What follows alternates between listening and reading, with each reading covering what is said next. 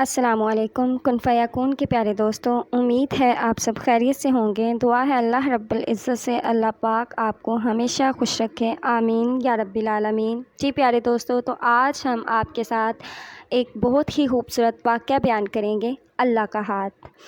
آج تک صرف 2 بندے ملے ہیں جن سے مل کر حقیقتاً خوشی ہوئی۔ ایک صاحب کراچی سے تشریف لائے بزنس مین تھے۔ انہوں نے کہا، میں معمولی درجے کا کاروباری شخص ہوں، اپنی تمام تر ضروریات پوری کرنے کے بعد مجھے ہر مہینے 5,000 روپے بچ جاتے ہیں۔ آپ کی نظر میں کوئی ضرورت مند ہو تو مہربانی فرما کر مجھے اس کا ایڈریس دے دیں، میں چپ چاپ اس کی خدمت کرتا رہوں گا۔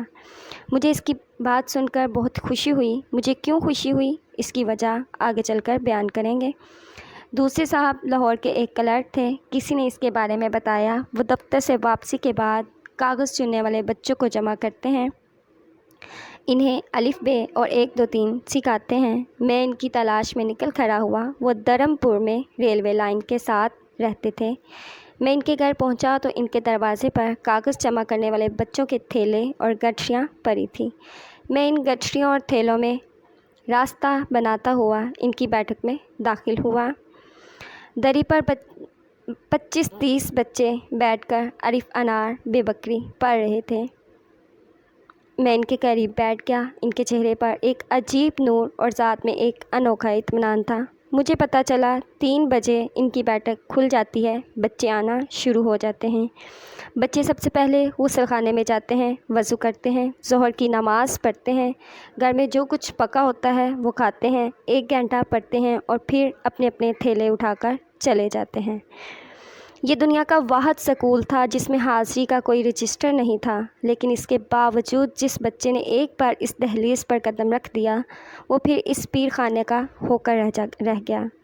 میں وہاں 1 گھنٹہ بیٹھا رہا۔ مجھے معلوم ہوا اب تک اس اسکول کی سینکڑوں برانچیں کھل جاتی ہیں۔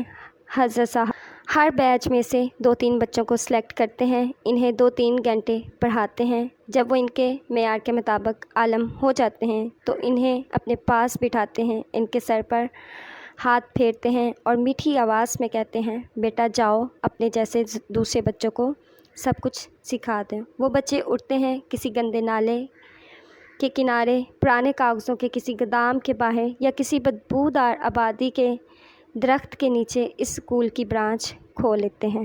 یہ دنیا کا واحد ادارہ ہے جس میں پورے اسکول کے لیے ایک کتاب کافی سمجھی جاتی ہے۔ یہ بچے کانے، چھری یا کسی لکڑی یا درخت کی شاخ کو قلم بناتے ہیں اور زمین کو سلیٹ، اور پھر یہی سلیٹ اور قلم انہیں روشنی کی نہ ختم ہونے والی وادی میں لے جاتی ہے۔ مجھے معلوم ہوا وہ کسی سے 1 پیسہ عطیہ قبول نہیں کرتے، اپنی معمولی سی آمدنی سے بچوں کو کھانا کھلاتے ہیں، انہیں چائے بنا کر پلاتے ہیں۔ میں ان کے ہاتھ کو چوما اور باہر آ گیا۔ مجھے ان سے مل کر بے انتہا خوشی ہوئی۔ مجھے کیوں خوشی ہوئی، میں اب آپ کو اس کی وجہ بتاتی ہوں۔ جب بھی ٹیلی فون کی گھنٹی بجتی ہے، میں جو بھی خط کھولتا ہوں، جو بھی ای میل پڑھتا ہوں، اس میں یا تو امداد کی درخواست ہوتی ہے یا کسی این جی او کا تعارف، یا پھر کالم لکھنے کا مألوف مطالبہ۔ کوئی کہتا ہے 50 لاکھ روپے کا مقروض ہوں، مجھے کسی سے 25-30 لاکھ روپے لے دیں۔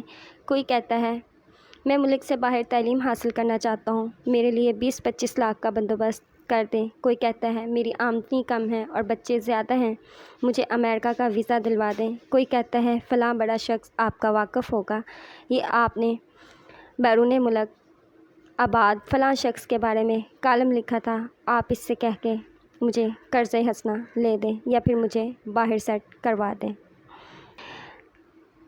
کوئی کہتا ہے ہم نے فلاں ہسپتال بنایا، فلاں تعلیمی ادارہ قائم کیا، آپ کالم میں ان کی تعریف کر دیں، ہمیں قربانی کی کھالیں مل جائیں گی، اہل خیر ہماری امداد فرما دیں اور یوں ہمارا ادارہ پھل پھول جائے گا، وغیرہ وغیرہ۔ یہ سلسلہ جب دنوں سے مہینوں اور مہینوں سے برسوں تک پھیلتا ہے تو انسانی صبر جواب دے جاتا ہے، اور اس وقت شدید خواہش پیدا ہوتی ہے کہ اس ہجوم میں کوئی نہ کوئی ایسی آواز ہو جو قریب آ کر کہے میں امداد لینے نہیں، امداد دینے آیا ہوں۔ کوئی نہ کوئی ایسا ضرور ہو جو کسی مدد امداد کے بغیر کوئی ادارہ چلا رہا ہو، جسے کچھ حاصل کرنے کا لالچ نہ ہو، جس کے باہر چندے کا باکس نہ رکھا ہو۔ یقین فرمائیے مجھے آج تک صرف یہ 2 حضرات ملے پہلے صاحب نے جب یہ کہا کہ میں ضرورت مندوں کی اتنی ضرورت پوری کر سکتا ہوں تو دل خوشی سے جھوم اٹھا، اور جب دوسرے نے عرض کی